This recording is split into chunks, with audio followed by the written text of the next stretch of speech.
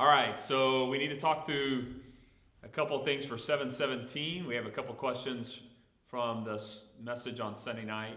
The first question was the question, what is supplication? The word prayer is a general statement about having a conversation with God. The word supplication is an ordered, purposeful set of prayer requests, almost like a list of things. And so I think in light of the context of the verse where it says, be anxious for nothing but with prayer, meaning talking to God generally, and supplication, meaning a list of specific concerns you have. And then it says, let your request be known to God. So, God, here are my needs. Here's what's going on in my life. And I'm asking you, God, to intervene. And so prayer is the broad term for communing with God, talking with God. Supplication is a specific list of needs or problems or trials. And request is a word that just means I'm asking God to help me. I'm making a request to Him out of my general conversation with Him and my specific list of needs. So the word supplication is a list of specific items. Secondly is, why didn't they just say God is close to you instead of the Lord is at hand? The phrase, the Lord is at hand, it must be a more dynamic translation than the NASB, New King James, and really, more importantly, the original Greek. God is near is the Greek translation of the phrase, the literal translation of that Greek phrase. And that's the phrase of the Old Testament. So when Paul says the Lord is near, he's invoking some of the verses that I showed on Sunday night, where the Lord is near is a Hebraic or a Jewish biblical term that Jewish people would have recognized immediately because it's so prominent in the Old Testament. The Lord is near is the way you would describe God was proximate or close to you. So you could pray to Him, you could talk to Him.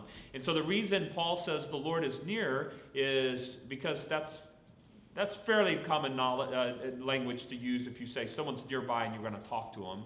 But in addition to that, Paul's using the language of the Old Testament. The Lord is near to those whose hearts break with grief, those who cry out to Him. So I think that's why Paul uses the phrase, the Lord is near. So be anxious for nothing, but in all things through prayer and supplication, let your requests be known to God. And then God will guard your hearts and minds with His peace. The peace of God, which is beyond comprehension, will guard your hearts and minds. And so that phrase, the Lord is near, comes from a Hebrew phrase from the Bible. It's the language of the Old Testament, and it's a common language for the nearness of God to those in trouble or under trial. In verse 7, what would you say to someone that is a believer that does not feel the peace of God? Well, that's a good question. It's what I would say to any person who doesn't experience joy, peace, righteousness. First of all, is that these things come from outside us. They're extra nos, as the Latin would be, something beyond us. And they're given to us by God. So they come from a close communion with God. So the first thing I would say is I would try to commune more with God. Times of quiet meditation in His Word, times of prayer, times of reading passages about peace. And then I would talk to other people who do seem to have a great deal of peace in their life about how they're doing that, how God's working in their life in that way. All of these things are spiritual disciplines.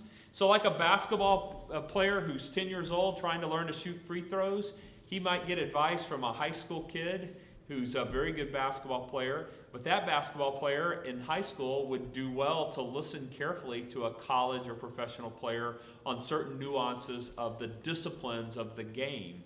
So it is with spiritual disciplines that they require practice, they require mentoring from other people who have those gifts. And so on the area of peace, righteousness, joy, these are things that develop over time through the use of spiritual gifts and discipline, and they are primarily found by communing with God, but also found by allowing other people to mentor us.